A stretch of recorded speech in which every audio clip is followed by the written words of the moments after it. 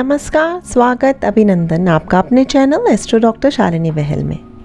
देवशयनी एकादशी अर्थात अब भगवान विष्णु तो सोने के लिए चले गए हैं और वो भी चातुर्मास आरंभ हो रहा, अर्थात कि 4 महीनों के लिए भगवान विष्णु अब आराम करेंगे, गहन निद्रा में होंगे।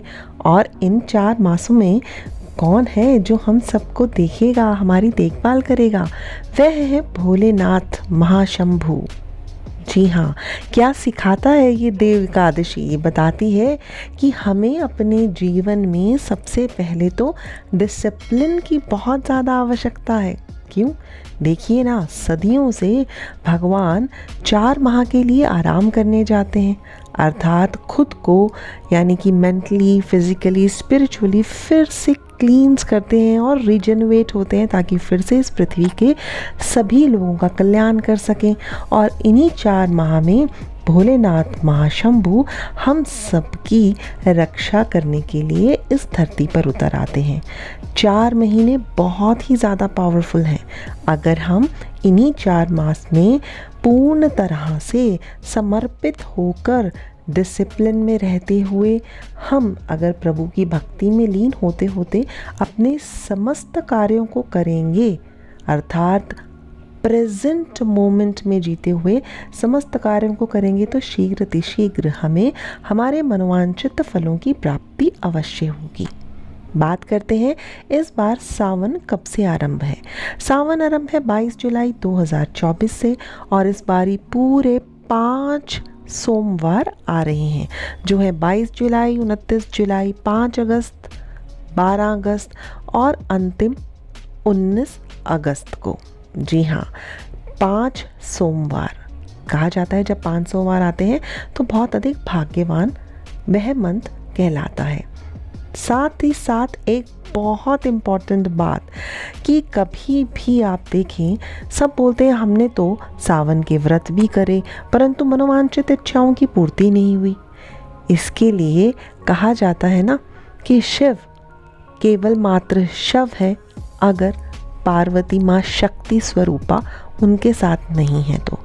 कहते हैं कि अगर आप 5 सावन के सोमवार करते हैं तो उसी के साथ ही जो इस सावन महीने में 4 मंगलवार आ रहे हैं, अन्यथा जब भी पूरे सावन में मंगलवार आते हैं तो हमें माँ मंगला गौरी की, जो कि माँ पार्वती का ही स्वरूप है, उनकी आराधना अवश्य करनी चाहिए। हो सके तो मंगलवार के उपवास कर सकते हैं या आप साथ ही साथ मंगला गौरी की पूजा कर सकते हैं। ये इस बार जो मंगलवार है वो है 23, 30, 6 और 13 अगस्त को। 5 सोमवार और साथ ही साथ 4 मंगलवार। क्या करना चाहिए और क्या नहीं करना चाहिए? करने में तो पहले ही बताया कि आप समर्पित हो, और क्या नहीं करना चाहिए, हो सके तो जितनी भी आपको लगता है आपकी नेगेटिव आदतें हैं उसे कम से कम हो सके तो इस महीने छोड़ देना चाहिए।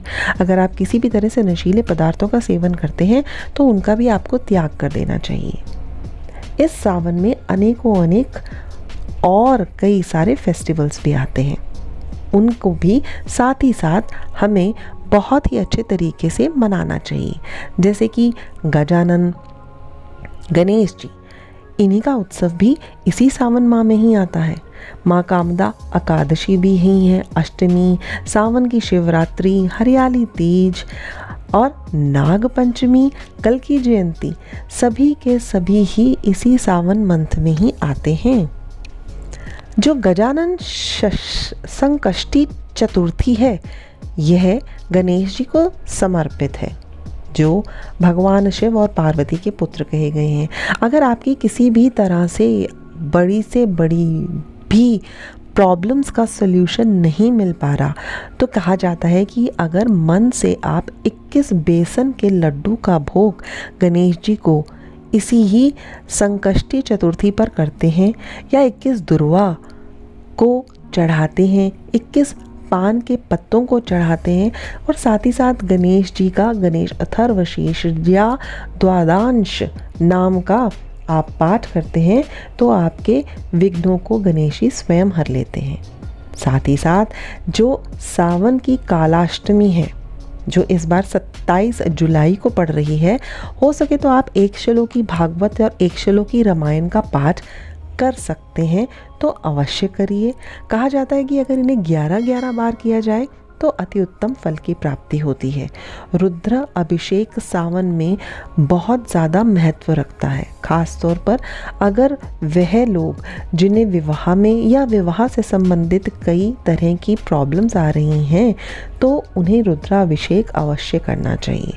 जो सावन की कालाष्टमी है 27 जुलाई को, उस दिन वह प्रभु को भांग धतूरा अवश्य चढ़ाएं। हो सके तो साथ ही साथ उन्हें शहद से अभिषेक कराएं। फिर 7 अगस्त की बात करें तो हरियाली तीज है 7 अगस्त को। इस दिन अगर आप किन्हीं बच्चों को शिक्षा से संबंधित किसी भी वस्तु का दान या सहायता कर सकते हैं, जैसे आप उन्हें कोई किताबें ले दे सकते हैं या आप पेन पेंसिल क्रेयॉन्स या किसी भी तरह की फाइल्स, या आप उन्हें उनके स्कूल की ड्रेसेस के लिए या जूतों के लिए कुछ पैसे दे सकते हैं 7 अगस्त को, तो अवश्य दें। इससे उनसे निकलने वाली जो दुआएं हैं वह आपके कई प्रॉब्लम्स का सल्यूशन एकदम से लेकर आ जाएंगी।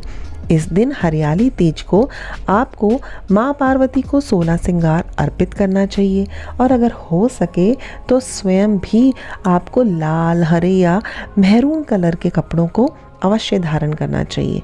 अगर अवॉइड कर सके तो आप ब्लैक और सिल्वर वाइट कलर के कपड़े अवॉइड कर सकते हैं।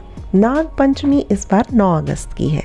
वह सभी लोग जो पितृदोष, सर्प दोष, किसी तरह के काल सर्प दोष से पीड़ित हैं, उनकी अगर पत्री में ऐसा पीड़ा लिखी है तो इस दिन वह भोलेनाथ को जल और दुग्ध अभिषेक करें। हो सके तो बाहर कितने 11 लोग हैं उन्हें दूध का सेवन अवश्य कराएं। वासुकी गायत्री और नाग गायत्री का जाप अवश्य करें। 10 अगस्त 2024 को कल की जयंती है। इस दिन भगवान विष्णु की आराधना की जाती है। हो सके तो आप विष्णु गायत्री का या विष्णु सहस्त्र नाम का पाठ करें। आपके जितने भी युगों युगांतरों से चले आ रहे ऋणाणु बंधन हैं उनकी मुक्ति के लिए ये दिन अति अच्छा कहा गया है, जिससे कि आपकी अनेकों प्रॉब्लम्स, अनेकों कष्ट केवल मात्र विष्णु सहस्त्र नाम को इस दिन पढ़ने से ही समाप्त हो जाएंगे। वरलक्ष्मी व्रत सावन पुत्रदा एकादशी 16 अगस्त की है। इस दिन आपको श्री सूक्तम का पाठ करना आपके लिए शुभ कहा गया है। हो सके तो पुरुष सूक्तम का भी पाठ आप अवश्य करें। छोटे बच्चों को, खास तौर पर लड़कियों को हो सके तो खीर, मालपुआ या बर्फ़ी का माँ लक्ष्मी को भोग लगाने के उपरांत उन सब में बांटें। इससे मैंने स्वयं अपने जीवन में जितने लोगों को ये उपाय कराया है, लोगों की फाइनेंस अर्थात धन, आर्थिक धन से संबंधित अनेक पीड़ाओं का निवारण हुआ है और एबिडेंस ऑफ मनी उनको बहुत आसानी और सुलभ तरीके से आना प्रारंभ हो गया है। धन की वर्षा होती है कहते हैं अगर आप इस वरलक्ष्मी पुत्रदा एकादशी को व्रत रखते हैं और साथ ही साथ श्री सूक्तम और पुरुष सूक्तम का पाठ करते हैं। अगर आपके घर में ही चांदी का पारद शिवलिंग या मिट्टी का बना हुआ शिवलिंग, अन्यथा पंच धातु का शिवलिंग है, आप उस पर भी आराधना और साधना कर सकते हैं। अगर सिल्वर का अर्थात चांदी का शिवलिंग है तो कहते हैं कि वो अनेक प्रकार की बीमारियों को दूर करता है। स्फटिक का जो शिवलिंग है वो लक्ष्मी की प्राप्ति कराता है। नर्मदेश्वर शिवलिंग भी होता है। जो सोने से बना शिवलिंग है अगर वह किसी के घर है तो उनके घर तो कहते हैं लक्ष्मी का खजाना हमेशा चिरकाल तक बना रहता है। भोलेनाथ माँ पार्वती का कोई भी मंत्र, अगर पंचाक्षरी मंत्र आता है, वह नमः शिवाय आता है, ओम नमः शिवाय, ओम पार्वती पतिये नमः या नमामि शमीशान निर्वाण रूपम, अगर आप इस स्तुति से भोलेनाथ और माँ पार्वती को प्रसन्न कर सकते हैं तो आपको यह निरंतर नित्य प्रति पूरे सावन महीने में भगवान भोलेनाथ और माँ पार्वती को अवश्य सुनाना चाहिए। अगर आपको विवाह संबंधी किसी भी तरह के कोई कष्ट हैं या विवाह नहीं हो रहा तो आपको दही से अभिषेक कराना चाहिए। किसी भी तरह का अगर कोर्ट केस है तो जो फल है, ख़ास तौर पर नारियल पानी या संतरे का रस, अनार का रस, उससे अभिषेक कराना चाहिए। किसी भी तरह से आप पीड़ा है अर्थात आपका स्वस्थ निरोगी नहीं है, उसे निरोगी काया को बनाने के लिए शहद का अभिषेक कराना या गन्ने के रस से अभिषेक कराना अति उत्तम कहा गया है। भांग, धतूरा, बेलपत्र भोलेनाथ को अति प्रिय हैं और सबसे अच्छी बात कि अगर बेलपत्र चढ़ा भी हुआ है तब भी आप उसे पुनः धोकर चढ़ा सकते हैं। हो सके तो कम से कम 11 बेलपत्र अवश्य चढ़ाएं। अधिकतम 108 बेलपत्रों को आप भोलेनाथ को समर्पित कर सकते हैं। साथ ही साथ अगर आप अबीर, गुलाल और जो भस्म आपको बहुत आसानी से किसी भी दुकान से मिल सकती है, उसे भोलेनाथ के ही मंत्रों का जाप करते हुए आप चढ़ाएं। सोमवार को तो आपको अभीष्ट फलों की प्राप्ति होगी। और भोलेनाथ को प्रसन्न करने के लिए उन्हें राम की स्तुति सुनाएं, क्योंकि श्री राम उनके भी इष्ट हैं और राम का नाम सुनते ही वो बहुत प्रसन्न होते हैं। सबको आप इत्र, केसर, चंदन, गुलाब, जो भी भोलेनाथ का पूरा परिवार है उस पर समर्पित करें और इच्छा स्वरूप जो भी फल या सब्जी या वस्त्र आप भोलेनाथ को समर्पित कर सकते हैं अंतिम सोमवार को, तो वह भी अवश्य करने चाहिए। रुद्राक्ष धारण करने का सबसे अच्छा समय सावन मास ही कहा गया है। आप 1 मुखी से लेकर 15 मुखी तक कोई भी रुद्राक्ष जो आपकी कुंडली में सबसे अच्छा और आपको उत्तम फलों की प्राप्ति दे, धारण कर सकते हैं। तो आज हमने जाना कि किस तरह से पूरे सावन महीने में हम माँ भोलेनाथ, माँ गौरी, मंगला गौरी की आराधना और साधना करके मनोवांछित अपनी इच्छाओं को प्राप्त कर सकते हैं और साथ ही साथ इस माह में आने वाले अनेकों पर्वों को किस तरह से हम सेलिब्रेट करें कि वहाँ पर भी हमें भगवान और अपने इष्ट से ऐसे सुखद आशीर्वाद की प्राप्ति हो कि हमारा ये जीवन धन्य हो जाए। मुझे अंतिम तक सुनने के लिए आप सभी का आभार।